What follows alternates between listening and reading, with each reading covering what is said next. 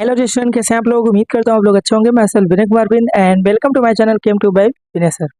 आज हम बात करने वाले हैं क्लास 12th केमिस्ट्री का चैप्टर नंबर 10 बायोमोलिक्यूल का इंटेक्स क्वेश्चन। ठीक है, पहले उस इंटेक्स क्वेश्चन करेंगे, उसके बाद हम इसके एक्सरसाइज क्वेश्चन को डिस्कस करने वाले हैं।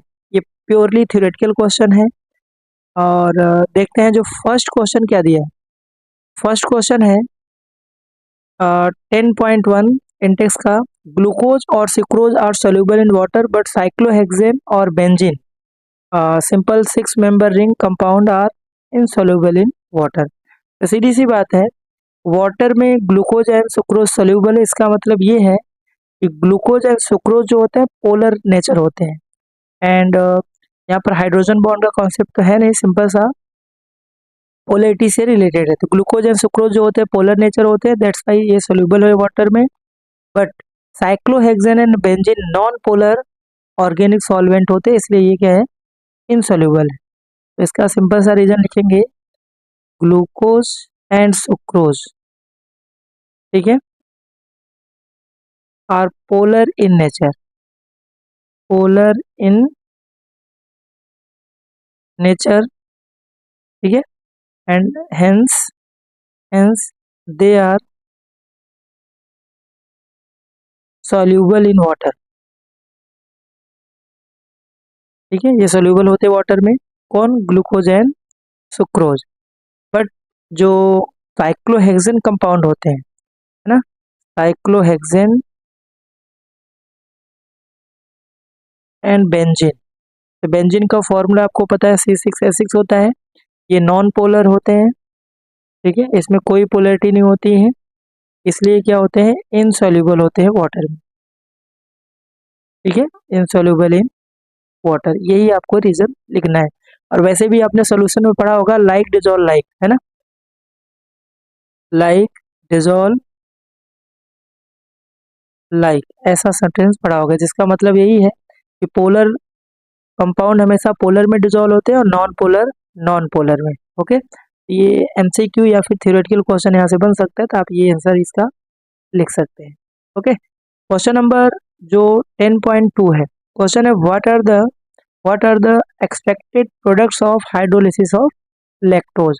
लैक्टोज एक डाइसेक्राइड है और इसके हाइड्रोलिसिस से, है ना, लैक्टेज एंजाइम के हाइड्रोलिसिस के प्रेजेंस में हाइड्रोलिसिस कराएंगे तो यहाँ से ग्लैक्टोज एंड ग्लूकोज फॉर्म होता है। ओके, इसका रिएक्शन आप सिंपल सा लिख दीजिएगा कि लैक्टोज जो होता है उसका फॉर्मूला C12H22O11, ठीक है, लैक्टोज। और इसका जब हाइड्रोलिसिस कराएंगे आप, ठीक है, हाइड्रोलिसिस, और यहाँ पर जो एंजाइम होता है that is lactase,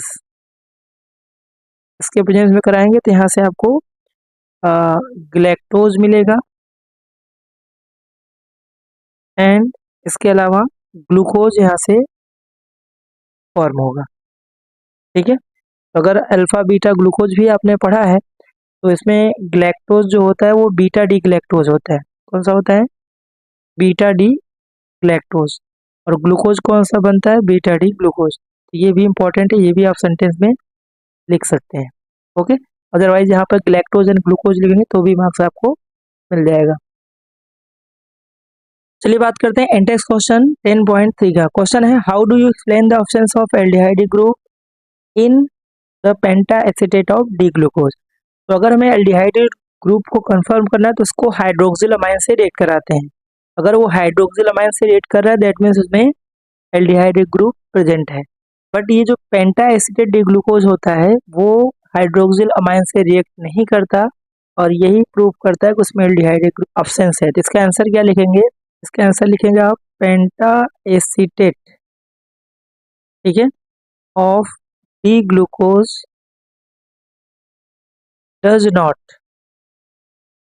not react with, ठीक है, does not react with hydroxyl amine, ठीक है, हाइड्रोक्सिल अमाइन। हाइड्रोक्सिल अमाइन का फॉर्मूला क्या होता है, NH2OH, ठीक है, और विच शो एल्डिहाइडिक ग्रुप, ठीक है, एल्डिहाइडिक ग्रुप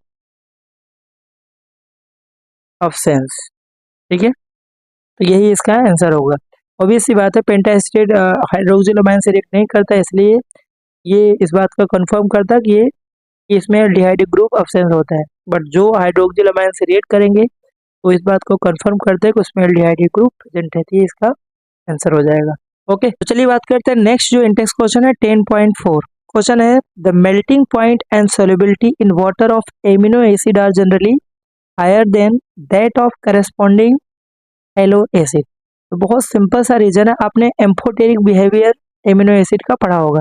तो जो एमिनो एसिड होते हैं, है ना, एमिनो एसिड, इनमें दो ग्रुप प्रेजेंट होते हैं। इसमें बेसिक ग्रुप भी होता है और कार्बोक्सिलिक एसिडिक नेचर भी होता है, और इसीलिए ये डाईपोलर आयन फॉर्म करते हैं, जिसको ज्यूटर आयन फॉर्म भी बोलते हैं। एमिनो एसिड का के पोलैरिटी कैसा होता है, डाईपोलर आयन फॉर्म करते हैं, डाईपोलर। ठीक है, डाईपोलर नेचर होते हैं, या फिर उसी को बोलते हैं ज्यूटर आयन। ठीक है, ज्यूटर आयन। और इससे क्या होगा, इनके बीच एक स्ट्रॉन्ग इलेक्ट्रोस्टैटिक अट्रैक्शन फोर्स होता है। ठीक है, due to this they have strong electrostatic force, and hence क्या होगा इसका हाई क्या होगा, मेल्टिंग पॉइंट होगा। ठीक है, ये जो मैंने पॉइंट लिखा है मेन यही रीजन में आप लिखेंगे। एमिनो एसिड कंपाउंड में एसिडिक एंड बेसिक बिहेवियर होता है, जिसके कारण वो एक्वस सॉल्यूशन में डाईपोलर आयन फॉर्म करेंगे, और डाईपोलर जिसको बोलते हैं ज्यूटर आयन, और इसके कारण इनके बीच क्या होता है कि strong electrostatic force of attraction बनता है। आप चाहो तो इसका स्ट्रक्चर भी बना सकते हैं, जैसे इसमें क्या होता है, H होगा, बाकी यहाँ से कार्बोक्सिलिक ग्रुप है और NH2 ग्रुप होता है। एक्वस सॉल्यूशन में H2O में ये डाईपोलैरिटी फॉर्म करते हैं। डाईपोलैरिटी मीन्स व्हाट, कार्बन के पास H है, यहाँ से COO माइनस और यहाँ से NH4 प्लस, इसी को बोलते हैं डाईपोलर आयन, और इसी को ज्यूटर आयन बोलते हैं। इसीलिए इसका मेल्टिंग पॉइंट ज़्यादा होता है, बट इसी के हेलो एसिड में ऐसा डाईपोलर आयन फॉर्म नहीं होता है, इसलिए इसका मेल्टिंग पॉइंट कम होता है। ओके, चलिए बात करते हैं नेक्स्ट जो इंडेक्स क्वेश्चन है। क्वेश्चन है कि where does the water present in a egg go after boiling the egg. आपने डीनेचुरेशन ऑफ प्रोटीन पढ़ा होगा, है ना। इसमें क्या होता है, जब एग को हम बॉयल करते हैं, है ना, तो वो क्या होता है, क्या है कि उसके अंदर जो प्रोटीन है एग के अंदर, वो डीनेचर्ड हो जाता है, कोगुलेट के फॉर्म में कन्वर्ट हो जाता है। और जो वाटर मॉलिक्यूल है वो कोगुलेट किसके थ्रू होता है, हाइड्रोजन बॉन्ड के थ्रू। ठीक है, यही इसका आंसर होगा। तो इसका आंसर क्या होगा, व्हेन एग। ठीक है, when egg is boiled, when egg is boiled the protein, the protein present inside the egg, the protein present inside the egg get denatured। ठीक है, denatured and coagulate, coagulate मतलब वो solid phase में convert हो जाता है। ठीक है, and water absorb hydrogen bond, ये इसका फाइनल आंसर होगा। ठीक है, तो सिंपल सा है, जब एग को बॉयल करते हैं तो जो protein present inside the egg क्या होता है, डीनेचर्ड हो जाता है एंड कोगुलेट होता है, और वाटर एब्जॉर्ब हो जाता है कोगुलेशन के थ्रू बाई हाइड्रोजन बॉन्डिंग के। ठीक है, तो ये इसका आंसर होगा। अगर आपने डीनेचुरेशन ऑफ प्रोटीन पढ़ा होगा, तो प्रोटीन के डीनेचुरेशन से प्राइमरी जो स्ट्रक्चर होता है उस पर कोई इफेक्ट नहीं आता, but secondary and tertiary structure क्या होता है, डिस्ट्रॉय हो जाता है। ठीक है, ये इसका आंसर है। नेक्स्ट जो क्वेश्चन 10.6 क्वेश्चन है, why can not vitamin C store in our body. Generally आपने विटामिन का क्लासिफिकेशन दो टाइप के विटामिन पढ़ा होगा, water soluble and fat soluble. तो फैट सोल्यूबल जो विटामिन होते हैं वो बॉडी में बनते हैं, एडिपोज भी उसको बोलते हैं, बट वाटर सोल्यूबल जो विटामिन होते हैं बी एंड सी, वो डाइट के थ्रू रेगुलर हम लेते हैं, क्योंकि वो यूरिन के थ्रू पास आउट हो जाते हैं। इसका आंसर क्या होगा, because vitamin C vitamin C is water soluble and readily excreted in urine. ठीक है, यही इसका फाइनल आंसर होगा। तो जितने भी वाटर सोल्यूबल विटामिन है B12 को छोड़ करके वो यूरिन के थ्रू पास आउट हो जाते हैं। दैट्स वाई ये हमें डाइट के थ्रू रेगुलर लेना होता है। ओके, तो नेक्स्ट जो इंटेक्स क्वेश्चन है what products would be form when nucleotide from DNA containing thymine is hydrolysed. बहुत सिंपल सा इसका रीजन होगा, जब हम थायमाइन को हाइड्रोलाइज करते हैं तो वहां से 2-डीऑक्सी डी राइबोज फॉर्म होता है। इसके अलावा फॉस्फोरिक जो एसिड है, ठीक है, फॉस्फोरिक एसिड, इसमें ये सिंपल सा हाइड्रोलाइज हो जाता है। ओके, तो चलिए बात करते हैं एंटेक्स का 8 क्वेश्चन है when RNA is hydrolysed there is no relation among the quantities of different base obtain what does this fact suggest about the structure of RNA. तो सिंपल सी बात है, जब डीएनए जो होता है उसका जो स्ट्रक्चर होता है वो होता है क्या, डबल स्ट्रैंड होता है, डबल स्टैंडर्ड स्ट्रक्चर होता है ना। इसमें इसको जब हाइड्रोलाइज कराते हैं, ठीक है, हाइड्रोलाइज कराते हैं तो यहाँ से पेयर्स में प्रोडक्ट फॉर्म करते हैं। इसमें ध्यान रखना है कि इसमें एडिनाइन के साथ हमेशा थायमाइन इक्वल अमाउंट मिलता है। यहाँ से equal amount of adenine and thymine मतलब एडिनाइन के साथ थायमाइन मिलता है। एंड जो हमारा दूसरा है दैट इज साइटोसाइन के साथ आपको कौन सा मिलेगा, गुआनाइन आपको मिलेगा। ये पेयर में हाइड्रोलाइज होते हैं। ठीक है, एडिनाइन के साथ थायमाइन एंड साइटोसाइन के साथ गुआनाइन। बट आरएनए जो होता है वो सिंगल स्ट्रैंड स्ट्रक्चर होता है, इसमें कोई रिलेशन नहीं होता है, इसमें कोई बेस इसमें फॉर्म नहीं होता है। ये इसका आंसर हो जाएगा। तो आई होप हमने जितने क्वेश्चन डिस्कस किए वो आपको क्लियर हो गए होंगे। ये हमने इंटेक्स के सारे क्वेश्चन डिस्कस किए। ज़्यादातर ये जितने भी हमने क्वेश्चन डिस्कस किया वो एमसीक्यू के पॉइंट ऑफ व्यू से इंपॉर्टेंट है, थ्योरेटिकल में ऐसे क्वेश्चन नहीं आते हैं। एक्सरसाइज में अच्छे अच्छे क्वेश्चन है जो बोर्ड में पूछे जाते हैं। एक्सरसाइज क्वेश्चन नंबर, सिंपल से छोटे छोटे डेफिनेशन है यहाँ पर। पहला जो क्वेश्चन है व्हाट आर मोनोसेक्राइड्स। मोनोसेक्राइड्स क्या होते हैं ना, तो मोनोसेक्राइड ऐसे कार्बोहाइड्रेट को बोलते हैं जो सिंपलर हाइड्रोलाइज होके सिंपलर कार्बोहाइड्रेट में न टूटे थे, इसी को हम क्या बोलते हैं, मोनोसेक्राइड, है ना। तो इसका डेफिनेशन क्या लिखेंगे, कैन नॉट बी, ठीक है, मोनोसेक्राइड क्या होता है, they can not be hydrolyse into simpler unit of carbohydrate. ठीक है, तो ऐसे कार्बोहाइड्रेट क्या बोलते हैं, मोनोसेक्राइड। और एग्जाम्पल इसमें कौन कौन सा है, ग्लूकोज, फ्रक्टोज, ठीक है, और इसके अलावा राइबोज भी इसमें आता है। ये सब क्या है, मोनोसेक्राइड के एग्जाम्पल है। और टोटल कितने मोनोसेक्राइड नोन है, 20। ये भी आप थोड़ा सा ध्यान रख के जाइए क्योंकि एमसीक्यू यहाँ से बन सकते हैं। नेक्स्ट जो सेकंड क्वेश्चन है what are the reducing sugar. Reducing sugar वो होते हैं जो टॉलेंस एंड फैलिंग टेस्ट को रिड्यूस कर देते हैं, उनको हम बोलते हैं रिड्यूसिंग शुगर। जिसका डेफिनेशन क्या हुआ, शुगर विच रिड्यूस टॉलेंस, ठीक है, Tollens reagent and falling reagent,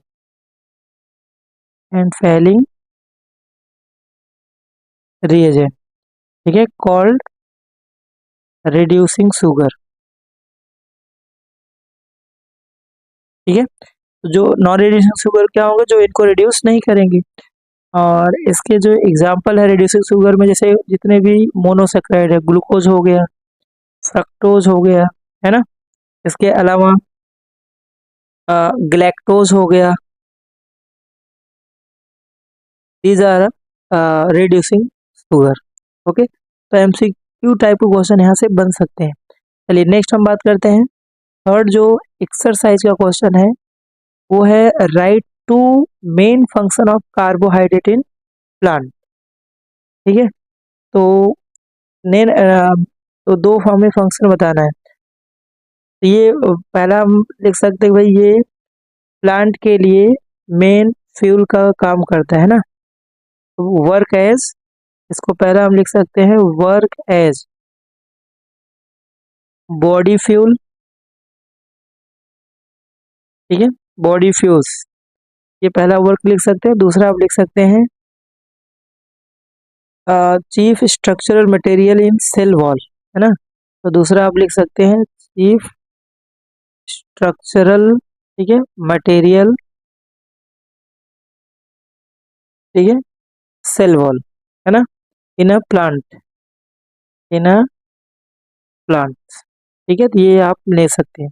तो जो प्लांट्स होते हैं अपने फ्यूल के लिए भी यूज करते हैं। दूसरा मेन सेल वॉल जो बना होता है, जो इसका स्ट्रक्चर होता है वो कार्बोहाइड्रेट का ही होता है। तो ये इसके दो मेन फंक्शन हो गए। तो चलिए बात करते हैं एक्सरसाइज का जो फोर्थ क्वेश्चन है। क्वेश्चन है classify the following into monosaccharide and disaccharide.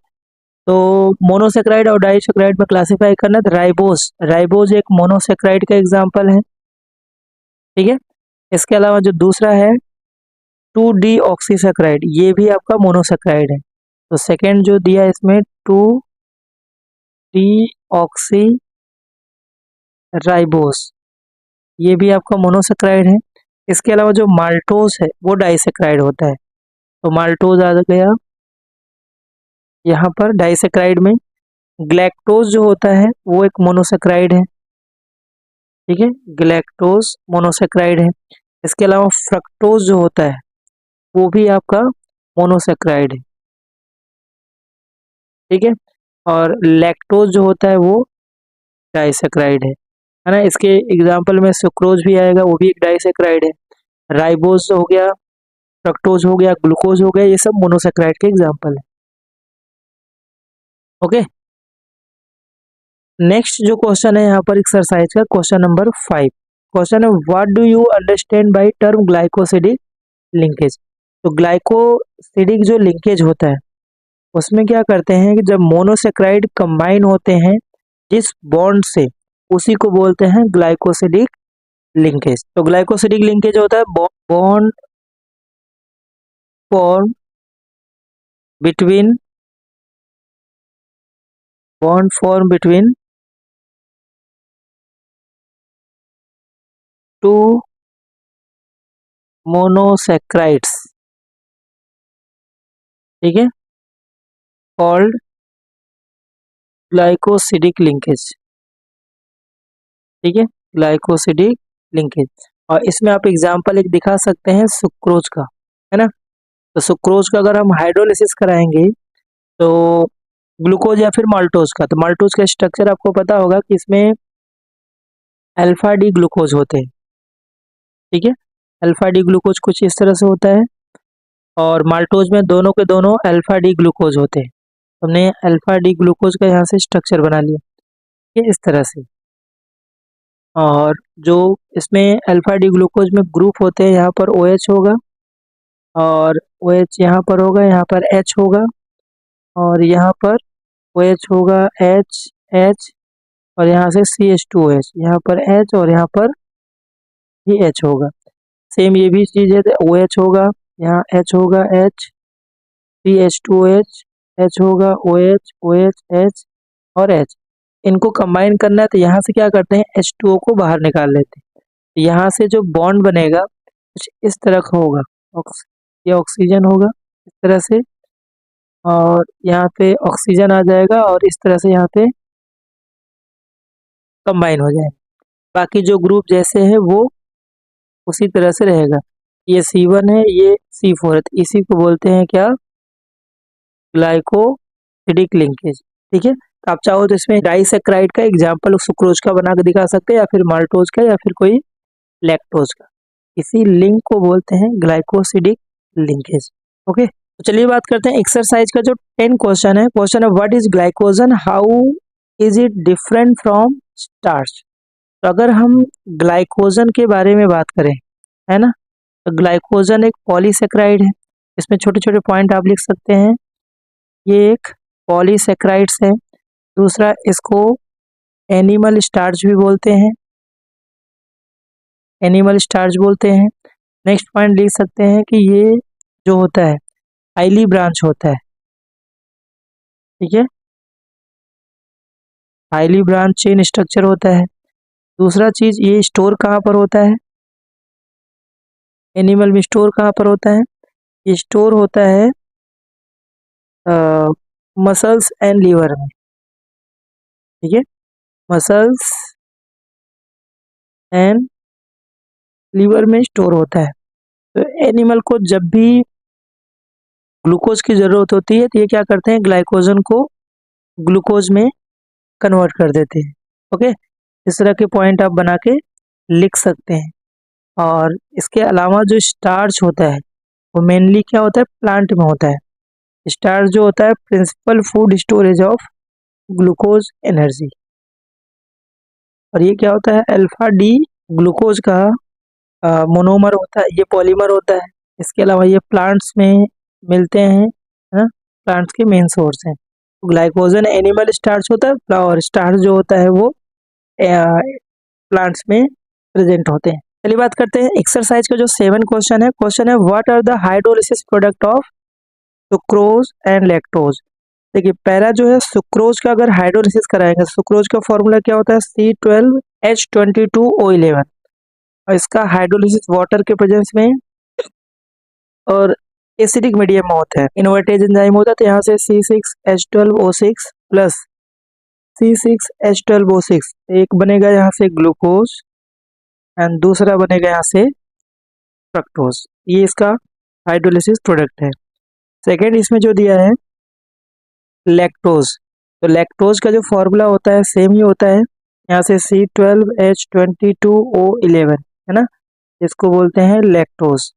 इसका जब हाइड्रोलिसिस कराते हैं एसिडिक मीडियम में तो यहाँ से ग्लूकोज मिलता है, ग्लूकोज का फॉर्मूला C6H12O6 ग्लूकोज एंड एक मॉलिक्यूल जो मिलता है ग्लैक्टोज C6H12O6, इसको मिलते हैं यहाँ से ग्लैक्टोज। तो ये इसका आंसर होगा। ओके, तो ये हमने टोटल 7 क्वेश्चन डिस्कस किया और ये सब क्वेश्चन है एमसीक्यू या फिर थ्योरी टाइप में 2 मार्क्स में या फिर 1 मार्क्स का क्वेश्चन बन सकते हैं। ये भी क्वेश्चन को एक्सरसाइज जो टोटल 25 क्वेश्चन है, ये 25 क्वेश्चन अगर बना रहे हैं और इंटेक्स बना रहे हैं डेफिनेटली बोर्ड में जितने भी क्वेश्चन इस चैप्टर से आने वाले हैं। एक्सरसाइज क्वेश्चन नंबर 8, ठीक है, क्वेश्चन है what is the basic structural difference between starch and cellulose. ठीक है, तो ये दोनों एग्जाम्पल पॉलीसेक्राइड्स के हैं। और अगर आपने पढ़ा होगा तो स्टार्च की अगर हम बात करें, सबसे पहले हम बात करते हैं फर्स्ट स्टार्च के बारे में। स्टार्च जो पॉलीसेक्राइड होता है इसमें 2 कंपोनेंट होते हैं, ठीक है, हम लिख सकते हैं इट कंसिस्ट ऑफ 2 कंपोनेंट, ठीक है, 2 कंपोनेंट होते हैं।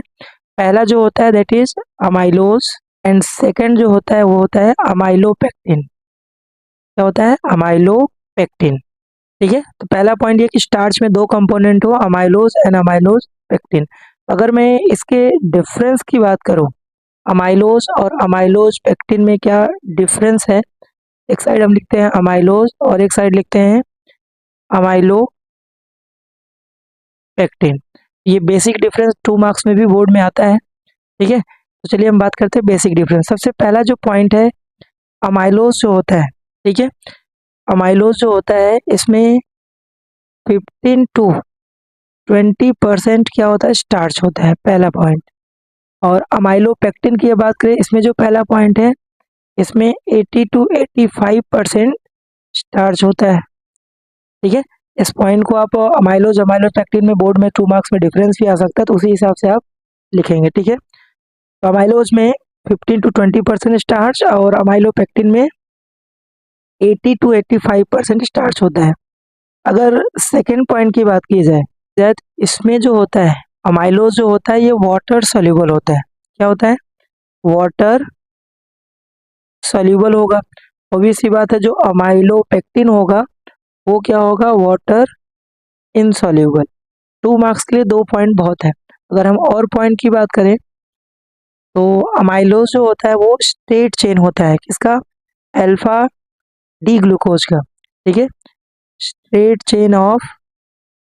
Chain of alpha D plus glucose, और इसमें अप्रोक्स 200 टू 1000 यूनिट होता है अल्फा डी ग्लूकोज का। और अगर इसकी बात करें तो इसमें क्या पॉइंट है, ठीक है, अमाइलोपेक्टिन जो होगा वो ब्रांच चेन स्ट्रक्चर होता है, ठीक है, it consist of branch chain structure of alpha D plus glucose, ठीक है, दोनों ही अल्फा डी ग्लूकोज से बने होते हैं, बट अमाइलोपेक्टिन में ब्रांच होता है और इसमें स्ट्रेट चेन होता है अमाइलोज में। और अगर फोर्थ पॉइंट की बात की जाए, है ना, फोर्थ पॉइंट में, तो फोर्थ पॉइंट एक ये भी लिख सकते हैं कि अमाइलोज में जो होता है वो alpha D glucose glycosidic linkage होता है, ग्लाइकोसिडिक लिंकेज होता है किसके, C1OC4 अल्फा डी ग्लूकोज के बीच। बट अमाइलोपेक्टिन में क्या होता है, इसमें दो तरह के ग्लाइकोसिडिक लिंकेज होते हैं, इसमें आप लिख सकते हैं ग्लाइकोसिडिक लिंकेज बिटवीन जो C1OC4 भी होता है एंड C1OC6 भी होता है, ये आपका ग्लाइकोसिडिक लिंकेज इसमें दो होते हैं, है ना। तो ये हुआ स्टार्च के बारे में। और अगर यहाँ पे बात करें सेलुलोज के बारे में, जो दूसरा आपसे पूछा है सेलुलोज, उसके बारे में भी डिस्कस कर लेते हैं कुछ पॉइंट। सेलुलोज जो होता है वो होता है स्ट्रेट चेन होता है पॉलीसेक्राइड, ये होता है स्ट्रेट चेन पॉलीसेक्राइड्स, ठीक है, composed only beta D plus glucose होता है, ठीक है, स्टार्च में अल्फा डी ग्लूकोज होता है और सेलुलोज में बीटा डी ग्लूकोज होता है, ओके। और इसमें भी ग्लाइकोसिडिक जो लिंकेज होता है, और ये प्लांट्स में होते हैं पता ही होगा, और इसमें भी ग्लाइकोसिडिक लिंकेज होता है किसके, C1OC4 के बीच, ठीक है, ये इनके बेसिक डिफरेंस हुए। अच्छा क्वेश्चन है, इसमें 2 मार्क्स में डिफरेंस अमाइलोज पेक्टिन में आ सकता है, अदरवाइज अगर ये क्वेश्चन आएगा तो 2 या 3 नंबर में आएगा, तो ये आप पॉइंट बना के लिख सकते हैं। तो आई होप ये क्वेश्चन क्लियर हो गया है। चलिए बात करते हैं एक्सरसाइज क्वेश्चन नंबर 9 की, है ना। ये क्वेश्चन है what happen when D glucose is treated with following reagent. तो स्टार्टिंग में ही ये जो ग्लूकोज के 5 रिएक्शन है बहुत इंपॉर्टेंट है, हर साल बोर्ड में आते हैं, तो अगर 3 दिया होगा तो वो 3 मार्क्स में होगा, अदरवाइज इसमें कोई 1 या 2 भी पूछ लेते हैं। इस क्वेश्चन के आंसर की बात करें तो यहाँ पर 3 HI के साथ ब्रोमीन वाटर और HNO3 के साथ यहाँ पर ग्लूकोज का रिएक्शन दिखाना है, इंपॉर्टेंट है। तो अगर हम ग्लूकोज के स्ट्रक्चर बने तो यहाँ CH और COH ऐसे कितने होते हैं, 4 होते हैं, और लास्ट में ये होता है CH2OH, ये है ग्लूकोज। और इन तीनों के साथ अपने को रिएक्शन रिप्रेजेंट करना है ना, ग्लूकोज का ही। तो मैं इसको तीनों को एक ही में दिखा रहा हूँ। अगर हमने इसको HI के साथ हीट किया जो कि आपका फर्स्ट है, तो ग्लूकोज को अगर HI के साथ हीट करोगे, यहाँ सिंपल सा हेक्सेन कंपाउंड फॉर्म करता है, 6 कार्बन का straight chain, CH3 CH2 CH2 CH2 और यहाँ से CH3, यहाँ से ये फॉर्म करेगा N हेक्सेन, जो कि कई बार MCQ में पूछा है। ग्लूकोज को HI के साथ हीट करेंगे तो क्या प्रोडक्ट फॉर्म होगा, तो आंसर क्या होगा, N हेक्सेन 6 कार्बन का स्ट्रेट चेन फॉर्म करेगा, ओके। दूसरा यहाँ पर जो है ना, दूसरा जो रिएक्शन यहाँ पर है सेकेंड वन, वो है ब्रोमीन वाटर के साथ अगर ग्लूकोज का रिएक्शन कराएंगे, यहाँ से ग्लूकोनिक एसिड फॉर्म करता है। ये क्या करता है, ये जो CHO ग्रुप है इसके प्लेस पे कार्बोक्सिलिक ग्रुप आएगा, बाकी जो स्ट्रक्चर है वो सेम टू सेम वैसा ही रहने वाला है, CH2OH, और इस एसिड को बोलते हैं क्या, ग्लूकोनिक एसिड, ठीक है, ग्लूकोनिक एसिड। और ये रिएक्शन इस बात को प्रूव करता है कि ग्लूकोज में एल्डिहाइडिक ग्रुप प्रेजेंट है, तो ये भी इंपॉर्टेंट है। दिस यहाँ लिख लेंगे, this reaction confirm presence of CHO group. ठीक है, ये इंपॉर्टेंट है। इसी तरह के डायरेक्ट क्वेश्चन बोर्ड में भी आ जाते हैं कि right the reaction which confirm the presence of CHO aldehyde group in glucose. तो आपका ब्रोमीन वाटर के साथ रिएक्शन मार्क्स दिला सकता है। ओके, और तीसरा जो है HNO3 के साथ। HNO3 एक स्ट्रॉन्ग ऑक्सीडाइजिंग एजेंट होता है ना। HNO3 एक ऑक्सीडाइजिंग एजेंट होता है और ये क्या करता है, एल्डिहाइड को कार्बोक्सिलिक और जो टर्मिनल पोजीशन पे CH2OH है उसको भी कार्बोक्सिलिक में कन्वर्ट कर देता है। इस एसिड का नाम है दैट इज सैक्रिक एसिड। ठीक है, आप ऐसे भी एग्जाम में लिख सकते हैं, अदरवाइज सिंगल 1 2 3 करके भी रिएक्शन को रिप्रेजेंट कर सकते हैं। इंपॉर्टेंट क्वेश्चन है, 3 मार्क्स में ये बोर्ड में आ सकता है। तो आई होप ये क्वेश्चन क्लियर हो गया होगा। चलिए नेक्स्ट बात करते हैं एक्सरसाइज का जो 10 क्वेश्चन है ना। क्वेश्चन क्या है, enumerate the reaction of D glucose which can not be explain by it open chain structure, है ना। तो ओपन चेन स्ट्रक्चर है, फिर भी कौन से रिएक्शन है जो डी ग्लूकोज को एक्सप्लेन नहीं करते हैं, इसमें एल्डिहाइड ग्रुप प्रेजेंट है। इसका आंसर क्या होगा, इसको हम ऐसे लिख सकते हैं कि open chain structure, open chain structure of D glucose, ठीक है, कुड नॉट एक्सप्लेन फॉलोइंग, ठीक है, फॉलोइंग रिएक्शंस।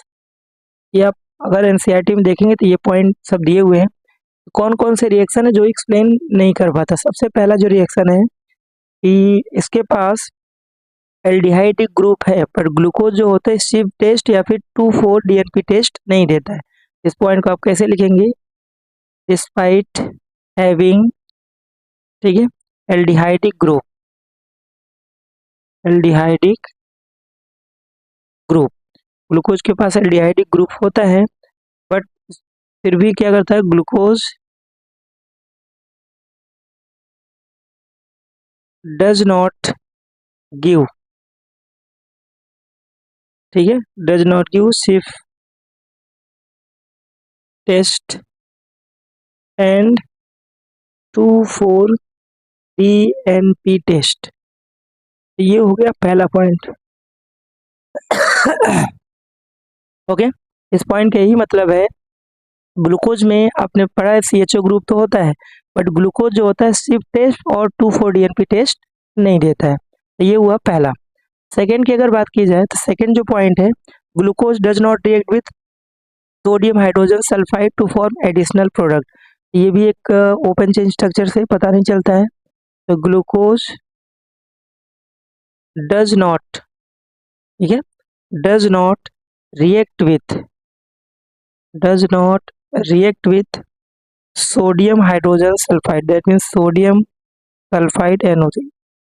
इस कंपाउंड का नाम क्या है, सोडियम हाइड्रोजन सल्फाइड, NaHSO3। इससे रिएक्शन नहीं करता है, does not react with sodium hydrogen sulphide to form product, इससे भी रिएक्शन नहीं करता है। तीसरा पॉइंट आप लिख सकते हैं, ये हाइड्रोक्सिल अमाइन से रिएक्ट नहीं करता है।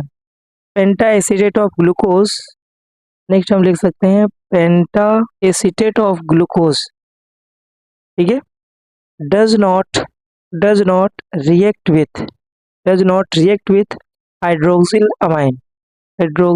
अमाइन। साइक्लिक स्ट्रक्चर रिएक्ट करता है but open chain structure react नहीं करता है।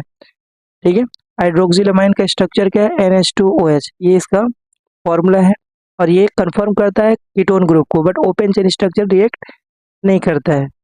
ठीक है, शोइंग, और ये क्या शो करता है, showing absence of free CHO group. ठीक है, ये कुछ पॉइंट्स हैं जो ओपन चेन स्ट्रक्चर से कंफर्म नहीं होता, ये साइक्लिक स्ट्रक्चर ही शो करता है। तो ये इसका आंसर आप यही लिखेंगे। ओके, आई होप ये क्वेश्चन क्लियर हो गया होगा। एक्सरसाइज क्वेश्चन नंबर 11, ठीक है, क्वेश्चन इंपॉर्टेंट है, ये 2 मार्क्स में बोर्ड में कई बार रिपीट किया हुआ क्वेश्चन है। क्वेश्चन है, what are essential and non essential amino acid, give 2 examples of each. ठीक है, देखिए डेफिनेशन इसका जो है, जो नाम है उसके जस्ट अपोजिट है। तो अगर बात किया जाए नॉन एसेंशियल एमिनो एसिड का ना, नॉन एसेंशियल एमिनो एसिड, इसका डेफिनेशन क्या है? एमिनो एसिड जो हमारी बॉडी में क्या होते हैं, सिंथेसाइज्ड हो जाते हैं, उसको बोलते हैं नॉन एसेंशियल। इसका डेफिनेशन क्या होगा? द एमिनो एसिड, डेफिनेशन क्या होगा?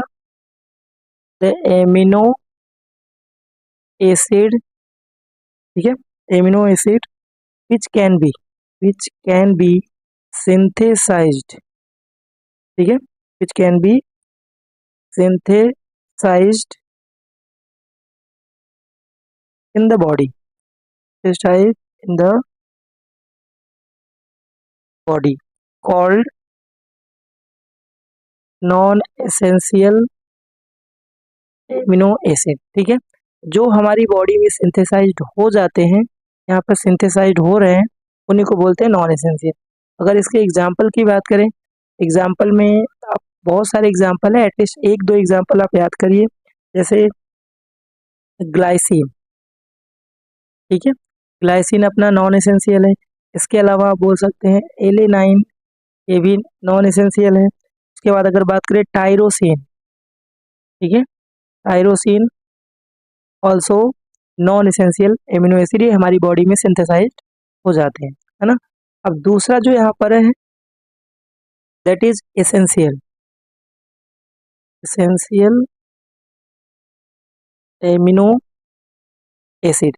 जब नॉन एसेंशियल बॉडी में सिंथेसाइज्ड हो रहे हैं तो ऑब्वियस सी बात है एसेंशियल जो होंगे हमारी बॉडी में सिंथेसाइज्ड नहीं हो रहे और डाइट के थ्रू लेते हैं। इसका डेफिनेशन क्या लिखेंगे? एमिनो एसिड, ठीक है, amino acid which cannot, which cannot synthesized, ठीक है, synthesized in our body, हमारी बॉडी में सिंथेसाइज नहीं होते हैं, and must be, and must be obtained through diet, and must be obtained through diet, diet के थ्रू लेना होता है, तो उसको बोलते हैं एसेंशियल एमिनो एसिड। अगर इसके एग्जाम्पल की बात की जाए, एग्जाम्पल में एटलीस्ट एक दो एग्जाम्पल आप याद करके चले, जैसे अगर हम बात करें एग्जाम्पल में तो वेलिनिन, ठीक है, वेलिन ये एग्जाम्पल है। इसके अलावा आप बोल सकते हो लायोसिन, ये भी इसी का एग्जाम्पल है। इसके अलावा आप ल्यूसिन भी बोल सकते हैं, ये भी इसी का एग्जाम्पल है। एनसीईआरटी में आप देखेंगे टेबल दिया हुआ है, एटलीस्ट दो तीन एग्जाम्पल आप करके जाएंगे। बहुत सिंपल सा, नॉन एसेंशियल जो हमारी बॉडी में सिंथेसाइज्ड हो जाते हैं, डाइट के थ्रू लेने की जरूरत नहीं होती। तो ग्लाइसिन, इसमें से एक पॉइंट और याद रखिए, ग्लाइसिन जो होता है वो ऑप्टिकली इनएक्टिव होता है, ठीक है, ऑप्टिकली इनएक्टिव होता है क्योंकि इसमें कायरल कार्बन नहीं होता है। तो यही 20 में से यही इकलौता अलग है, कई बार बोर्ड में एमसीक्यू में पूछा है, ग्लाइसिन में कायरल कार्बन नहीं होते हैं, दैट्स वाई ये ऑप्टिकली इनएक्टिव होता है, ऑप्टिकली एक्टिव नहीं होता है। ओके, बाकी सब ऑप्टिकली एक्टिव होते हैं। ये क्वेश्चन क्लियर हो गया, बना के जाइए, बोर्ड में बहुत इंपॉर्टेंट है, आ सकता है। तो चलिए बात करते हैं एक्सरसाइज का जो 12 क्वेश्चन है, छोटे छोटे डेफिनेशंस हैं। Define the following are related to protein. तो सबसे पहला है पेप्टाइड लिंकेज या पेप्टाइड बॉन्ड बोलते हैं, प्राइमरी स्ट्रक्चर एंड डीनेचुरेशन, है ना। तो हम बात करते हैं फर्स्ट पेप्टाइड लिंकेज या पेप्टाइड बॉन्ड क्या होता है। इसका डेफिनेशन क्या होता है? पेप्टाइड बॉन्ड जो बनता है by condensation of two or more same or different alpha amino acid के कॉम्बिनेशन से, उसको हम बोलते हैं पेप्टाइड बॉन्ड। का डेफिनेशन क्या होगा? They are form by, peptide bond का, ठीक है, they are formed by condensation of, ठीक है, condensation of two or more, two or more same or different, वो सेम भी हो सकते हैं या फिर डिफरेंट भी अल्फा एमिनो एसिड हो सकते हैं, टू और डिफरेंट अल्फा एमिनो एसिड, ठीक है, कॉल्ड पेप्टाइड बॉन्ड या पेप्टाइड लिंकेज भी आप बोल सकते हैं, ठीक है। तो दो या दो से ज्यादा अल्फा एमिनो एसिड, ठीक है, सेम हो या डिफरेंट, उनके कॉम्बिनेशन से जो बॉन्ड बनता है उसी को हम बोलते हैं पेप्टाइड बॉन्ड। अगर इसके एग्जाम्पल की बात करें तो एग्जाम्पल में आप ले लीजिए ग्लाइसिन। ग्लाइसिन क्या होता है, H2N, फिर यहाँ पर आएगा CH2, है ना, उसके बाद यहाँ से कार्बोक्सिलिक ग्रुप होता है COOH प्लस का जो नाम है दैट इज ग्लाइसिन। आपको दिख रहा है ये कायरल कंपाउंड नहीं है। और दूसरा आप ले लीजिए एलेनाइन। एलेनाइन का क्या होता है, NH2 तो रहेगा ही, और उसके बाद यहाँ पर आएगा CH, और यहाँ से CH3, फिर यहाँ से कार्बोक्सिलिक ग्रुप, इसका नाम है क्या, एलेनाइन। ये दो कंपाउंड है, अब दोनों को हमें क्या करना है, कंबाइन करना है। तो आप क्या कर दीजिए, इन दोनों को प्रोडक्ट कैसे बनाते हैं, इसको यहाँ से H2O मॉलिक्यूल बाहर निकाल दीजिए, है ना। अब H2O कैसे निकालेंगे, तो यहाँ से जो H2 है इसमें क्या करते हैं, हम इसको बॉन्ड को थोड़ा सा अलग कर देते हैं ताकि आपको क्लियर रहे।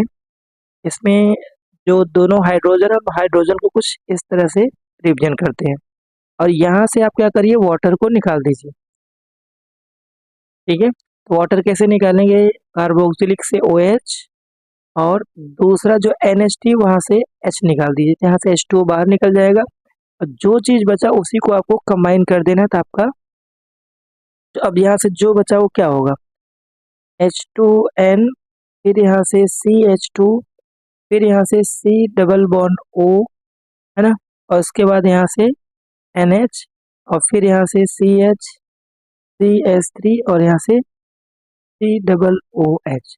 ये जो पेप्टाइड बॉन्ड किसको बोला जा रहा है, ये जो बॉन्ड है, ठीक है, ये जो बॉन्ड है इसी को बोलते हैं पेप्टाइड बॉन्ड या पेप्टाइड लिंकेज, ठीक है, पेप्टाइड लिंकेज। ये भी आता है तो एग्जाम्पल जरूर दीजिए, इसका नाम क्या होगा, ग्लिसाइल, ठीक है, एलेनाइन, ठीक है, एलेनाइन। सिंपल ग्लाइसिन का GLY है, और इसका क्या होगा, ALA होगा। ये आपका डाई पेप्टाइड लिंकेज है कि दो यहाँ पर एमिनो एसिड कंबाइन हो रहे हैं, ठीक है। पेप्टाइड लिंकेज भी आ सकता है, तो इस तरह के आप डेफिनेशन और एक एग्जाम्पल जरूर देंगे तो डेफिनेटली आपको मार्क्स मिल जाएगा। तो नेक्स्ट जो इसका डेफिनेशन का पार्ट था, प्राइमरी स्ट्रक्चर ऑफ प्रोटीन के बारे में लिखना है। तो अगर आपने प्रोटीन का स्ट्रक्चर पढ़ा होगा तो उसमें प्रोटीन जो होते हैं एक स्पेसिफिक सीक्वेंस में जुड़े होते हैं, जिसमें दो तीन पॉइंट आपको लिखना है। पहला पॉइंट इसका यही लिखना है, primary structure of protein give to specific sequence, ये give sequence proteins give to sequence, ठीक है, in in which amino acid in which amino acid are linked in one or more polypeptide chains of protein, ठीक है, polypeptide chains of protein, okay. और दूसरा point लिखेंगे, अगर इनके sequence को आप चेंज करेंगे तो डिफरेंट प्रोटीन फॉर्म करेगा। यहाँ पर इस पॉइंट को भी ऐड करेंगे, है ना। पॉइंट को क्या लिखेंगे, any change in sequence create different protein, ठीक है, ये भी पॉइंट आप लिख देंगे। अगर सीक्वेंस में चेंज करेंगे तो डिफरेंट प्रोटीन फॉर्म होगा। इतना पॉइंट बहुत है जो NCERT में भी आपको मिल जाएगा, ओके। नेक्स्ट जो है तीसरा जो पॉइंट, तीसरा जो डेफिनेशन का पार्ट है that is denaturation of protein. बहुत इंपॉर्टेंट पॉइंट है, डीनेचुरेशन ऑफ प्रोटीन्स, ठीक है। ये जो है 2 मार्क्स में अभी आगे भी क्वेश्चन आएगा इफेक्ट का। यहाँ पर डीनेचुरेशन ऑफ प्रोटीन होता क्या है, इसका जो डेफिनेशन होता है, द डेफिनेशन है द प्रोसेस ऑफ, ठीक है, the process of destroying, the process of destroying biological activity of biological activity of proteins by some physical change, by some physical change such as, ये भी आप लिखेंगे, change in temperature, change in temperature और pH, है ना, called denaturation of protein, denaturation of protein, ये इसका definition का पार्ट हुआ, है ना। मतलब प्रोटीन की जो बायोलॉजिकल एक्टिविटी है, ये टर्म आना चाहिए, वो डिस्ट्रॉय होगा some physical change like change in temperature या एसिडिक या फिर पीएच, इसी को बोलते हैं डीनेचुरेशन ऑफ प्रोटीन। और इसका एग्जांपल में आप देखें, बॉइलिंग ऑफ एग, ठीक है, बॉइलिंग ऑफ एग एक एग्जांपल ये दिया एनसीईआरटी में। दूसरा है कर्डिंग ऑफ मिल्क, है ना। और एक पॉइंट और लिख सकते हैं कि डीनेचुरेशन ऑफ प्रोटीन से, डीनेचुरेशन ऑफ प्रोटीन से जो प्राइमरी स्ट्रक्चर होता है उस पर कोई इफेक्ट नहीं आएगा, बट सेकेंडरी एंड टर्सरी जो स्ट्रक्चर हो जाएगा वो प्रोटीन का पूरा चेंज हो जाएगा। ये भी एक पॉइंट आप ऐड करके लिख सकते हैं, एमसीक्यू में पॉइंट पूछा जाता है। तो आई होप ये क्वेश्चन क्लियर हो गया होगा। एक्सरसाइज क्वेश्चन नंबर 13, ठीक है। क्वेश्चन है what are the common type of secondary structure of protein, है ना। तो सेकेंडरी स्ट्रक्चर ऑफ प्रोटीन में आपने दो फॉर्म यहाँ पर पढ़े होंगे, एक है अल्फा हेलिक्स फॉर्म और दूसरा है beta pleated sheet form. Okay, ये दो फॉर्म आपने पढ़े होंगे। तो कॉमन जो टाइप्स है, ठीक है,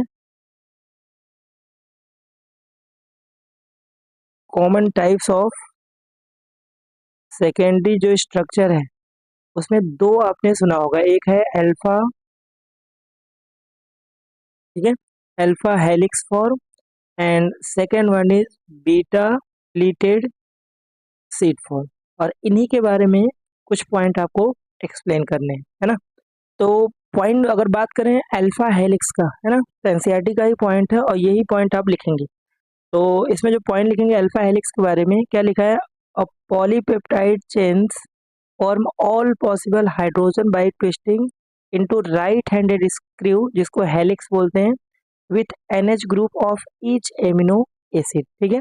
इसमें राइट हैंडेड ट्विस्टिंग होता है, जिसे स्क्रू की तरह होता है, इसमें NH ग्रुप का और हाइड्रोजन बॉन्ड इसमें ट्विस्टिंग होता है, ठीक है। ये पॉइंट आप इसमें बना के लिख देंगे।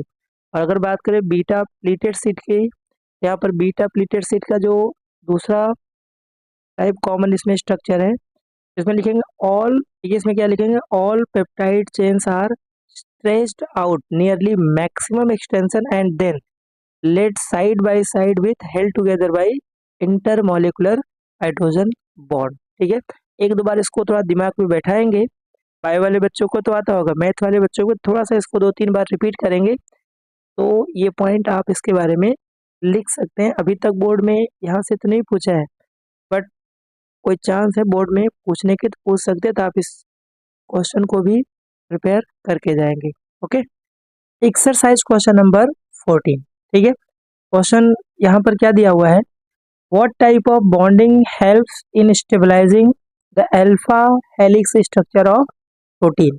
यहाँ पर देखिए, जो अल्फा हेलिक्स स्ट्रक्चर को स्टेबलाइज करता है वो होता है हाइड्रोजन बॉन्ड, ठीक है, between CO and NH group, ठीक है। तो उसी को हम क्या बोलते हैं, पेप्टाइड बॉन्ड। इसका आंसर क्या लिखेंगे कि alpha helix structure stabilise by hydrogen, ठीक है, hydrogen bonding between NH, NH and C double bond O of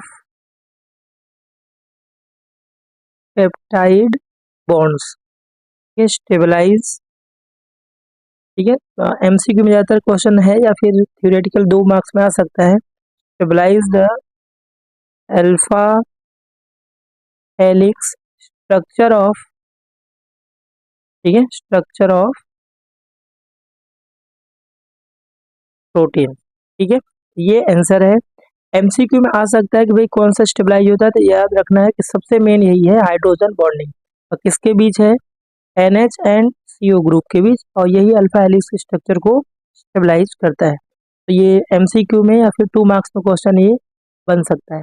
okay, next यहाँ पर जो क्वेश्चन है इंपॉर्टेंट है, ये कई बार 2 मार्क्स में या फिर 3 मार्क्स में ये पूछा गया है ना, difference between globular and fibrous protein. ये क्वेश्चन आप करके जाइए, मोस्ट टाइम की क्वेश्चन है। तो अगर मैं बात करूँ डिफरेंस का, इसको आप टेबल फॉर्मेट में ही इसको आंसर लिखिए। तो यहाँ पर हम डिफरेंस एक बना लेते हैं टेबल। तो पहला जो है फाइब्रस प्रोटीन, और दूसरे साइड हम लिखते हैं कौन सा, ग्लोबुलर प्रोटीन। ठीक है, इसमें डिफरेंस देखते हैं क्या क्या पॉइंट यहाँ पर बनेंगे। तो सबसे पहला जो पॉइंट है इसका, it is fibre like structure.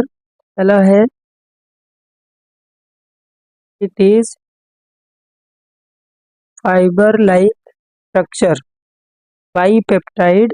ठीक है, बाईपेप्टाइड चेन। तो सबसे मेन पॉइंट है कैसा स्ट्रक्चर है, फाइबर लाइक, नाम ही पता चल रहा है फाइबर लाइक स्ट्रक्चर इसका होता है। ओके, और अगर मैं बात करूँ इसके सेकेंड ग्लोबुलर प्रोटीन का, इसका क्वाइल्ड स्फेरिकल शेप स्ट्रक्चर होता है। ठीक है, हम इसको लिख सकते हैं it has coiled spherical, coiled spherical shape. ठीक है, तो पहला यहाँ पर इसके स्ट्रक्चर से रिलेटेड है। दूसरे पॉइंट की अगर बात की जाए, है ना, तो फाइब्रस प्रोटीन जो होता है वो वाटर में इनसॉल्युबल होता है। Second point, insoluble in water, water में डिसॉल्व नहीं होता है। तो दूसरा क्या होगा, सॉल्युबल इन वाटर होगा, सॉल्युबल इन वाटर। ठीक है, तो 2 मार्क्स में आएगा तो 2 पॉइंट बहुत है ना।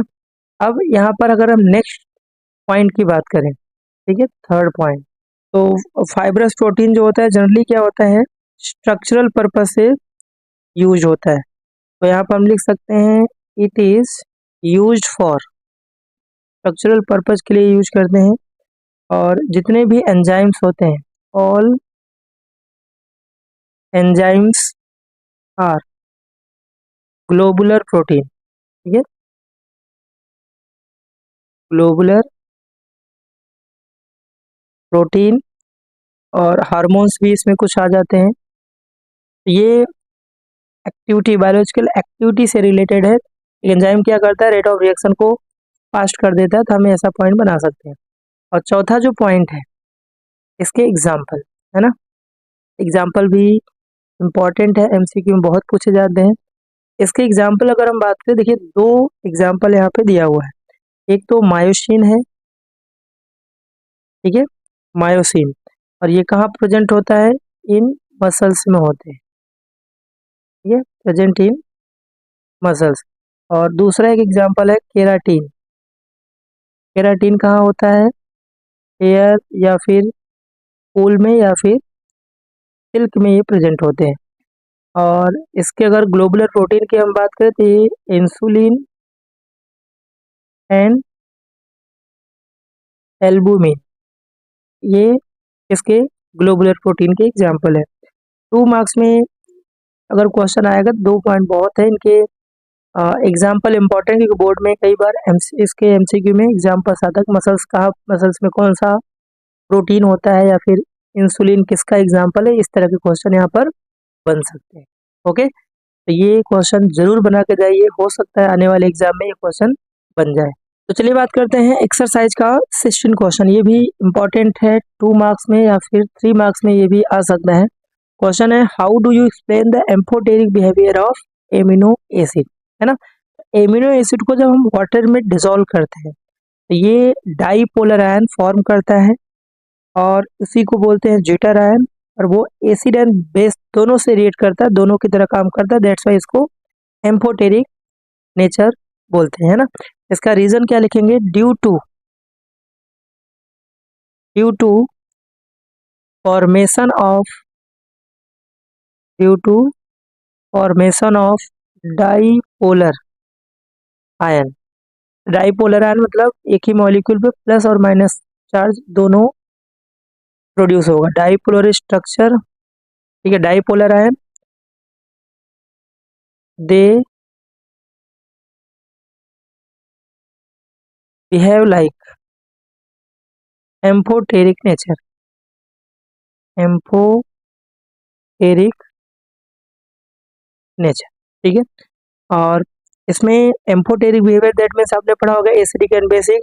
यहाँ पर दो कैरेक्टर होते हैं, तो यहाँ हम बात कर सकते हैं acidic character of amino acid, of amino acid due to presence of due to presence of carboxylic group, carboxylic group.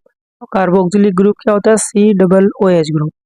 And जो बेसिक कैरेक्टर है, ये हम ये भी ले सकते हैं बेसिक कैरेक्टर ऑफ एमिनो, ठीक है, amino acid due to presence of, ठीक है, due to presence of amino group. और एमिनो ग्रुप किसको बोलते हैं? NH2 group. तो एसिडिक कैरेक्टर और बेसिक कैरेक्टर दोनों है। अब यहाँ पर आपको एग्जाम्पल देके समझाना पड़ेगा ना। अगर मैं बात करूँ एमिनो एसिड के स्ट्रक्चर की, है ना, एमिनो एसिड के स्ट्रक्चर क्या होता है? देखिए, अल्फा एमिनो एसिड आपने अगर पढ़ा होगा, जैसे आर हमने लिया, अल्काइल ग्रुप साइड चेन होता है कार्बन, और इसके पास हाइड्रोजन, और इसी के पास होता है कार्बोक्सिलिक ग्रुप COOH, और यहाँ पर होता है NH2 ग्रुप। और अगर हमें एक्वस मीडियम में देखें, दैट मीन्स वाटर में, तो आपको यहाँ से दिख रहा है कि जो COOH ग्रुप होता है ये एसिडिक नेचर है। तो एसिडिक नेचर है तो क्या करेगा? लूज करेगा प्रोटॉन को, प्रोटॉन मतलब H+ आयन, है ना। और जो बेसिक यहाँ पर ग्रुप है दैट मीन्स अमाइन, ये कैसा नेचर है? बेसिक। और बेसिक नेचर क्या करेगा? वो एक्सेप्ट करेगा proton, that means H+ ion. इससे होगा क्या? ये जो ग्रुप है इसमें कार्बोक्सिलिक अगर H+ देगा तो COO- आएगा, और NH2 अगर H+ लेगा तो NH3 होगा, और इसके ऊपर चार्ज, ठीक है। यहाँ पर ये इसी को बोला जा रहा है डाईपोलर आयन, क्योंकि यहाँ पर देखो पॉजिटिव नेगेटिव दोनों आ रहे हैं, तो इसी को बोलते हैं डाईपोलर आयन। और डाईपोलर आयन को ज्विटर आयन भी बोला जाता है ना, ज्विटर आयन। और ये एम्फोटेरिक नेचर होता है। यही आपको करेंगे तो 2 या 3 नंबर में होगा तो आपको मार्क्स मिल जाएगा। ओके, तो ये आपका करेक्ट इसका आंसर है, और यही आप लिखेंगे। आई होप ये क्वेश्चन क्लियर हो गया होगा। तो हमारा नेक्स्ट जो क्वेश्चन है, व्हाट आर एंजाइम, है ना। एंजाइम क्या होते हैं? तो एंजाइम एक बायो कैटलिस्ट होते हैं। पॉइंट लिख सकते हैं, पहला point, it is bio catalyst, है ना, प्रोड्यूस्ड बाय लिविंग सेल, पहला पॉइंट। दूसरा पॉइंट हम लिख सकते हैं, यहाँ यूज कहाँ पर है? तो biochemical reaction in living cell, तो हम ये भी पॉइंट लिख सकते हैं, it is used for biochemical reaction in living cell, ठीक है। ये हुआ आपका दूसरा पॉइंट। तीसरा पॉइंट हम लिख सकते हैं कि स्पेसिफिक फंक्शन के लिए स्पेसिफिक एंजाइम यूज होता है, ठीक है। तो हम ये भी लिख सकते हैं एंजाइम के रिगार्डिंग, और specific reaction specific enzyme are use, ठीक है। तो हम ये और specific product particular enzyme used. For example, अगर मुझे सुक्रोज को ग्लूकोज एंड फ्रक्टोज में कन्वर्ट करना है, वहां पर जो एंजाइम काम करेगा वो होगा इन्वर्टेज एंजाइम, है ना। और अगर ग्लूकोज को अल्कोहल बनाए तो वहां पर जाइमेच आएगा। तो पर्टिकुलर प्रोडक्ट के लिए पर्टिकुलर एंजाइम की जरूरत पड़ेगी। और भी पॉइंट हम क्या लिख सकते हैं, एंजाइम जो होता है ऑक्सी रिडक्टेज की भी तरह काम करते हैं, है ना। ये क्या होते हैं? ऑक्सी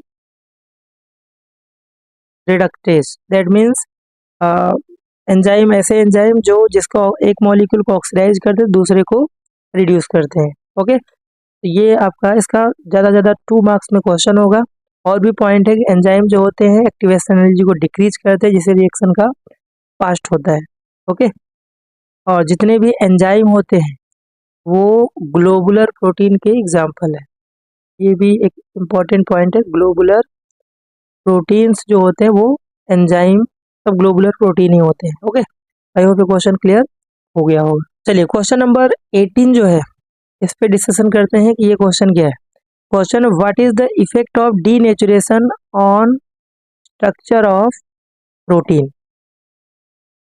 ठीक है, उसके लिए हमें ये समझना है कि डीनेचुरेशन ऑफ प्रोटीन एक्चुअल में होता क्या है। हालांकि इसमें इफेक्ट पूछा है, बट अगर हम डिफाइन करें कि इसमें क्या होते हैं, तो डीनेचुरेशन ऑफ प्रोटीन का मतलब बायोलॉजिकल जो एक्टिविटी है एंजाइम की उसको डिस्ट्रॉय करना। अब इसका डेफिनेशन क्या होगा, process of destroying biological activity of protein bye some physical change by some physical change such as temperature और pH, उसी को बोलते हैं डीनेचुरेशन ऑफ प्रोटीन। इसका सबसे मेन पॉइंट है कि जो प्रोटीन है उसकी बायोलॉजिकल एक्टिविटी को डिस्ट्रॉय करना है by physical change like change in temperature और pH, है ना।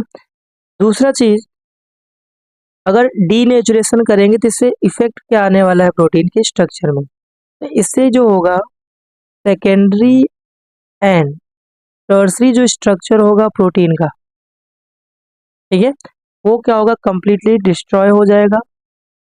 बट जो प्राइमरी स्ट्रक्चर है उसमें क्या आएगा, कोई चेंज नहीं होगा। इसी को सेंटेंस बना के आप लिखेंगे कि secondary and tertiary structure bye denaturation of protein destroy but primary structure remain same. और उसके बाद इसमें आप दो एग्जांपल दिया, जैसे कर्डिंग ऑफ मिल्क, एक तो ये एग्जांपल है, ठीक है, मिल्क से दही बनना, और दूसरा है कोगुलेशन ऑफ एग, ठीक है, बाय बॉइलिंग। ये एग्जांपल है इसका, इसमें डेफिनेशन भी हो गया, इफेक्ट भी हो गया, और इसके एग्जांपल हैं वो भी हो गए। 2 या 3 नंबर में यहाँ से क्वेश्चन बन सकता है, इस चैप्टर से वही आते हैं, तो ये आप यहाँ से प्रिपेयर करके जाइए। एक्सरसाइज क्वेश्चन नंबर 19, और ये जो क्वेश्चन है इसका मैक्सिमम वेटेज 2 या 3 नंबर में बनेगा, और अदरवाइज एमसीक्यू तो यहाँ से अच्छे खासे बनने वाले हैं। तो क्वेश्चन ये है कि how are vitamin classify, name the vitamin responsible for the coagulation of blood, है ना। तो आपने अगर एनसीईआरटी पढ़ा होगा तो उसमें एक टेबल दिया है, उसमें कई सारे विटामिन के केमिकल नेम, उनसे डिजीज क्या है, ये सब वहाँ पर दिया हुआ है, और एक क्वेश्चन फिक्स है वहाँ से बोर्ड में पूछे जाते हैं। पहले अगर मैं क्लासिफिकेशन की बात करूँ तो यहाँ पर जो क्लासिफिकेशन है विटामिन का, तो 2 टाइप के विटामिन होते हैं। पहली बात, विटामिन होते क्या है कि ऑर्गेनिक कंपाउंड होते हैं जो स्पेसिफिक फंक्शन परफॉर्म करते हैं, ठीक है, और हमें डाइट के थ्रू स्मॉल क्वांटिटी में लेना होता है। तो यहाँ पर क्लासिफिकेशन में 2 टाइप के विटामिन है ना। पहला जो विटामिन है दैट इज फैट या फिर ऑयल सॉल्यूबल विटामिन, ठीक है, पहला तो ये है। तो पहले हम इसी के बारे में बात करते हैं कि फैट सोल्यूबल या फिर वाटर फैट सोल्यूबल विटामिन क्या होते हैं। ओके, तो फैट सोल्यूबल विटामिन होते हैं जो फैट या फिर ऑयल में सोल्यूबल होते हैं बट वाटर में इनसोल्यूबल होते हैं। तो हम सिंपल से लिख सकते हैं विटामिन विच आर, ये vitamin which are soluble in fat but insoluble in water, ठीक है, कॉल्ड फैट और ऑयल सोल्यूबल विटामिन। इसमें मेन चीज है एग्जाम्पल, ठीक है। एग्जाम्पल की अगर हम बात करें तो जो विटामिन ए है, विटामिन ई है, विटामिन डी है और विटामिन ए है, तो ये जो विटामिन है ये क्या होते हैं, फैट या फिर ऑयल सोल्यूबल होते हैं। सिंपल सा अगर मैं ट्रिक की बात करूँ तो आप कीड़ा से याद कर सकते हैं ना, कीड़ा, विटामिन के, vitamin E, vitamin D, vitamin A. कीड़ा जो होते हैं पानी में सोल्यूबल नहीं होते बट फैट एंड ऑयल में सोल्यूबल होते हैं। जैसे ट्रिक है कि अगर आप भूल जाओ तो कीड़ा को याद रखना, ये ऐसे विटामिन है जो फैट सॉल्युबल होते हैं। इसके अलावा एक पॉइंट और याद रखिए, इसको एडिपोज भी बोलते हैं, फैट स्टोरिंग विटामिन। ठीक है, तो एनसीईआरटी में पढ़ेंगे तो इसको एडिपोज बोलते हैं।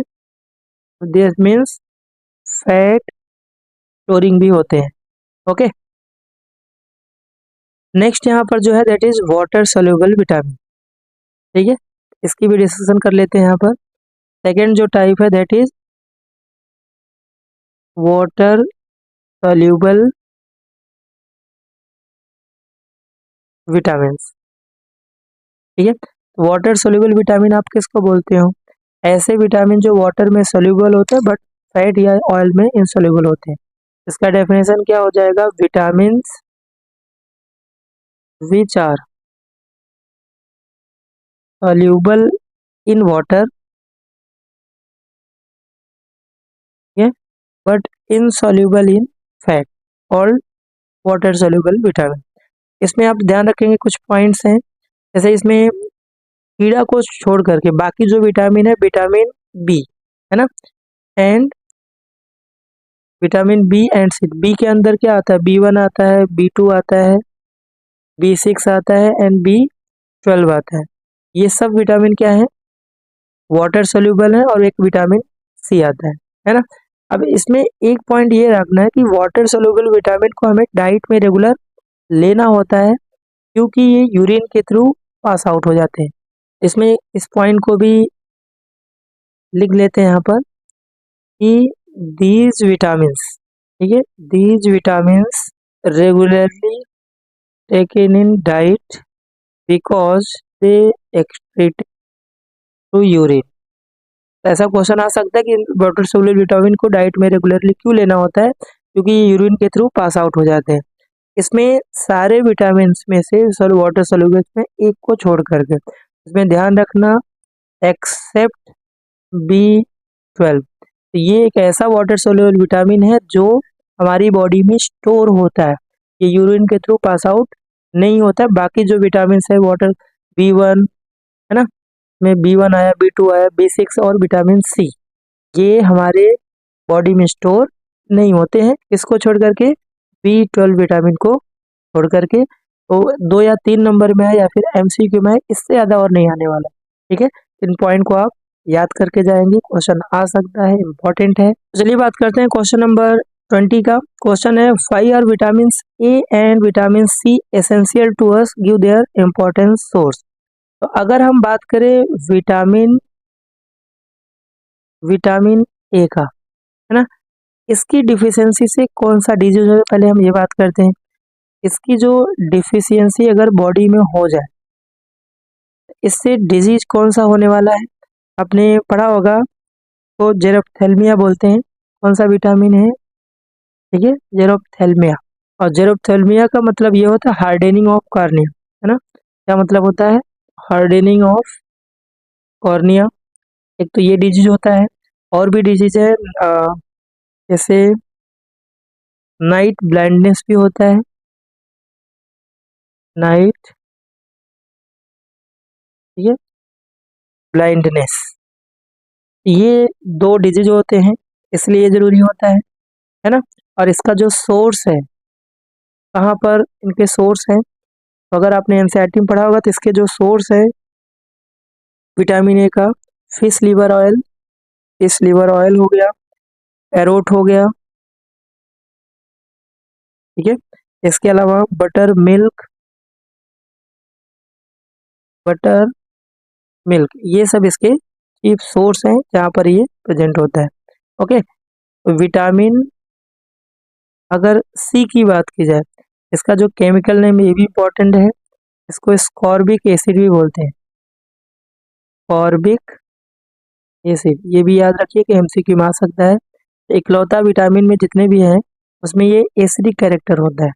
अब विटामिन सी की डिफिशियंसी से कौन सा डिजीज होता है? स्कर्वी डिजीज,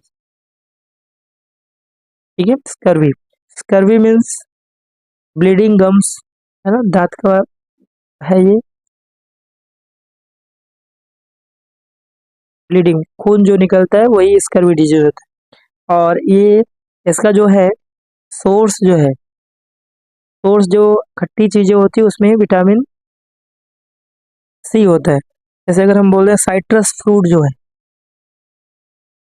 ठीक है, साइट्रस फ्रूट है। इसके अलावा आंवला है ना, आंवला आपने खाया होगा। आंवला हो गया, ग्रीन लीफ वेजिटेबल,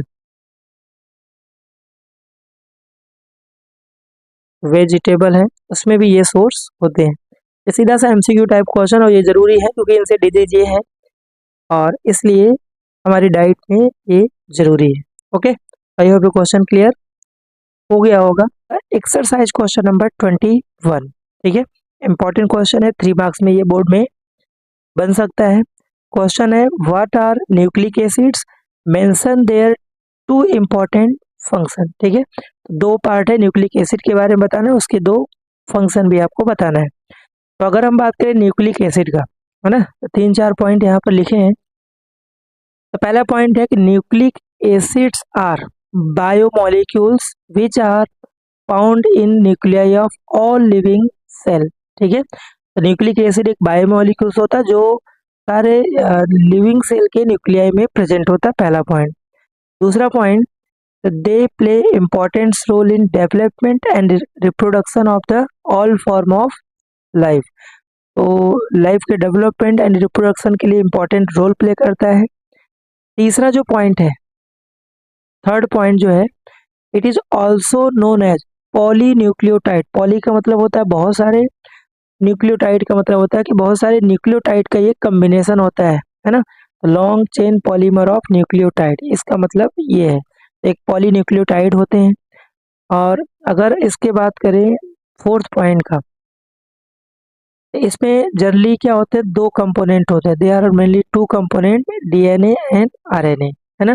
डीएनए का फुल फॉर्म क्या होता है, डी ऑक्सी राइबोन्यूक्लिक एसिड, और आरएनए का राइबोन्यूक्लिक एसिड।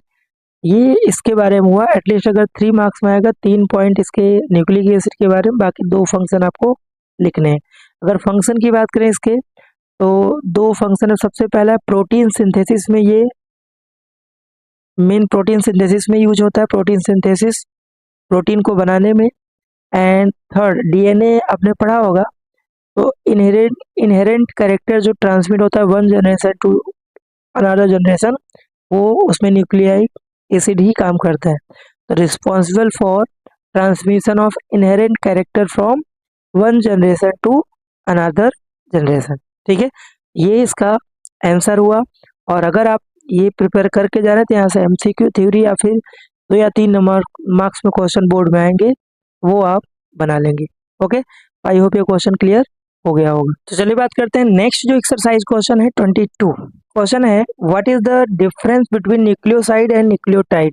तो ये ज़्यादा से ज़्यादा बोर्ड में 2 मार्क्स में बन सकता है और इसमें आपको 2 पॉइंट कोई भी लिखने हैं। 2 पॉइंट के लिए 2 मार्क्स बहुत है, ठीक है। तो इसमें क्वेश्चन क्या है, देखिए, न्यूक्लियोसाइड एंड न्यूक्लियोटाइड।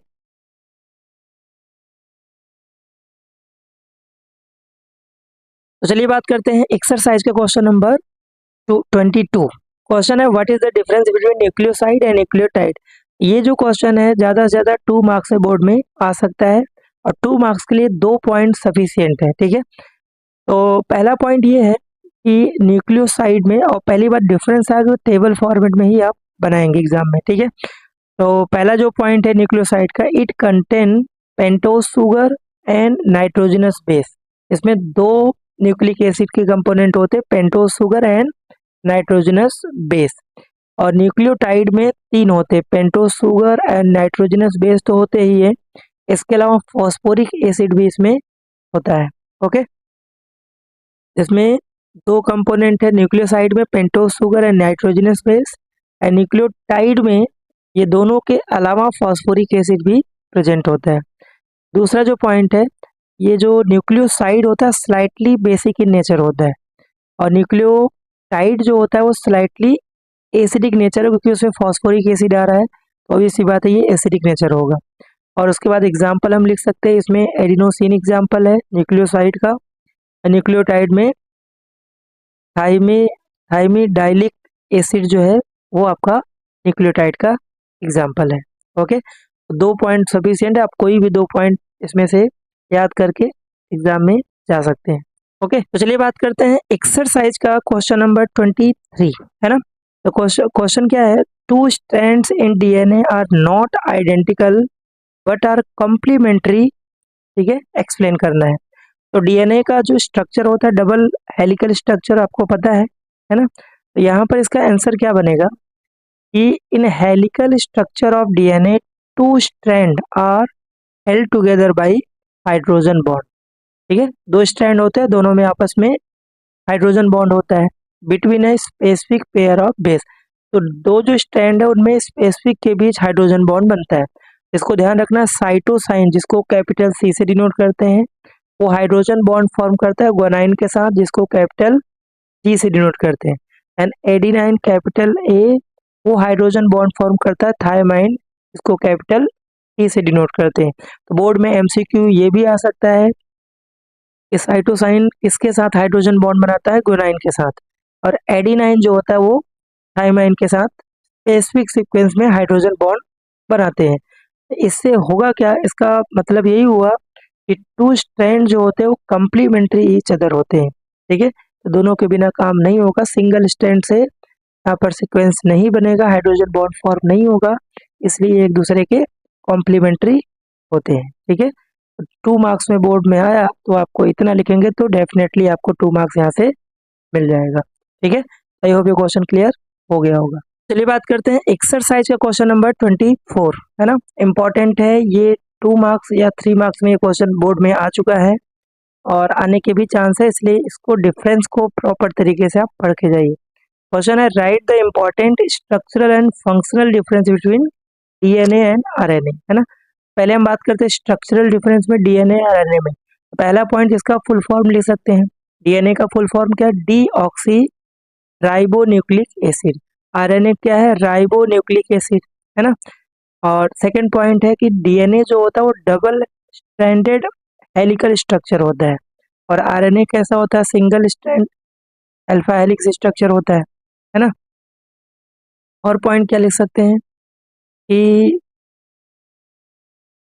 थर्ड जो पॉइंट है, इसमें जो डीएनए में सुगर मायोटी होता है वो बीटा D2 डीऑक्सी राइबोज होता है और आरएनए में सुगर मायोटी होता है बीटा डी राइबोज, ठीक है। फोर्थ पॉइंट है कि डीएनए में जो स्टार्टिंग के 3 बेस होते हैं AGCT होता है ना।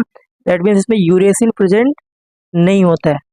और आरएनए में क्या होता है, 4 बेस AGCU होता है, इसमें थायमाइन जो होता है प्रेजेंट नहीं होता है। ये भी आपका एक स्ट्रक्चरल डिफरेंस बना के लिख सकते हैं, ओके। और फंक्शनल डिफरेंस में जैसे डीएनए क्या होता है, हेरिडिटी इंफॉर्मेशन ट्रांसमिशन के लिए रिस्पॉन्सिबल होता है, responsible for heredity transmission from one generation to another generation. और आरएनए कहाँ पर हेल्प करता है, प्रोटीन बायोसिंथेसिस में ये हेल्प करता है, ठीक है। तो 2 मार्क्स में आएगा तो एटलीस्ट 2 या 3 पॉइंट आप लिखेंगे तो 2 मार्क्स मिल जाएगा। और 3 मार्क्स में आएगा तो इतने पॉइंट आप सारे लिख देंगे, आपको फुल मार्क्स यहाँ से मिल जाएगा, ओके। इम्पॉर्टेंट है, इसको आप पढ़ के जाइए, इसको रिवाइज करके जाइए, याद करके जाइए, क्योंकि इसके हाईली चांस है इस चैप्टर से आने की। तो एक्सरसाइज का लास्ट जो क्वेश्चन है वो क्या है, what are the different type of RNA found in cell. तो जनरली यहाँ पर 3 टाइप के आरएनए फाउंड होते हैं, ठीक है। कितने टाइप के, 3 टाइप्स के आरएनए यहाँ पर फाउंड है। तो कौन कौन सा है, पहला जो है उसको बोलते हैं mRNA, है ना। दूसरा है कौन सा है, उसको बोलते हैं rRNA। और तीसरा जो है दैट इज उसको बोलते हैं tRNA, ठीक है। इसका फुल फॉर्म क्या है, M का मतलब होता है मैसेंजर, ठीक है। mRNA means what, messenger RNA, messenger RNA. दूसरा है rRNA, R मतलब राइबोसोमल, है ना, राइबोसोमल आरएनए। एंड थर्ड है T फॉर ट्रांसफर, इसको बोलते हैं ट्रांसफर आरएनए। ये 3 टाइप के आरएनए पॉसिबल हैं। ये 2 मार्क्स में या फिर एमसीक्यू टाइप में क्वेश्चन बन सकते, कितने टाइप के आरएनए, पॉसिबल है, ऑप्शन 1 2 3 4 ऐसे दिया होगा। 3 टाइप के आरएनए यहाँ पर पॉसिबल है, तो इसका या तो एमसीक्यू या तो 2 मार्क्स में क्वेश्चन बन सकता है। तो ये हमने बायोमोलिक्यूल के सारे एक्सरसाइज क्वेश्चन और इनटेक्स क्वेश्चन को हमने डिस्कस कर लिया है, और हमने पूरे क्लास 12th के सभी 10 चैप्टर के इनटेक्स क्वेश्चन और एक्सरसाइज क्वेश्चन को बहुत इजी तरीके से, बहुत इजी वे में हमने सॉल्व किया हर एक क्वेश्चन को। आपको किसी भी क्वेश्चन में डाउट है तो आप जाके वहाँ से प्लेलिस्ट से चैप्टर वाइज आप देख सकते हैं। और अब हम बात करने वाले हैं, क्योंकि हमारे पास अभी टाइम है बोर्ड एग्जाम में, तो अब हम क्या करेंगे कि कौन से एमसीक्यू क्वेश्चन हम अब बात करने वाले हैं कि चैप्टर वाइज किस चैप्टर के कौन से एमसीक्यू किस ईयर में आए हुए हैं, उनका हम डिस्कशन करने वाले हैं। और इसके अलावा मोस्ट आईएमपी क्वेश्चंस कौन से हैं वो हम करेंगे। तो अगर आप चैनल पर हैं तो चैनल को लाइक शेयर सब्सक्राइब जरूर करें, और बेल आइकन को भी प्रेस करें ताकि आपको वीडियो का नोटिफिकेशन मिलता रहे। मिलते हैं नेक्स्ट वीडियो लेक्चर में। Thank you.